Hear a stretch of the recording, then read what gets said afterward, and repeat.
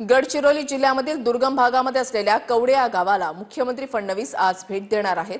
विशेष बाब म्हणजे छत्तीसगडला लागून असलेला हा परिसर असल्यामुळे फडणवीसांचा दौरा महत्त्वाचा ठरतोय। तर नक्षली कारवायांची मोठ्या प्रमाणात होत असताना याच भागामध्ये आज मुख्यमंत्री येत असल्याने पोलिसांचा चोख बंदोबस्त ठेवण्यात आला आहे। गडचिरोली जिल्ह्याच्या चित्र कुठेतरी बदलत असल्याचे दिसून येत आहे। राज्याचे मुख्यमंत्री देवेंद्र फडणवीस आज गडचिरोली जिल्ह्याच्या दौऱ्यावरती आहेत। तेही एकदम अगदी टोकावर असलेल्या गडचिरोली जिल्ह्याच्या या भागात येत आहे।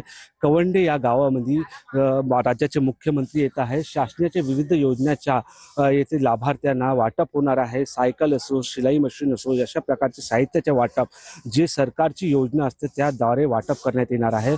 आणि त्यामुळे या गावामध्ये ज्या प्रकारे एकेकाळी नक्षलच्या पूर्ण साम्राज्य होतं त्या साम्राज्याला उधळून कुठेतरी पोलीस स्टेशन इथं उभारण्यात आलं। लोकांमध्ये जनजागृती करण्यात आली।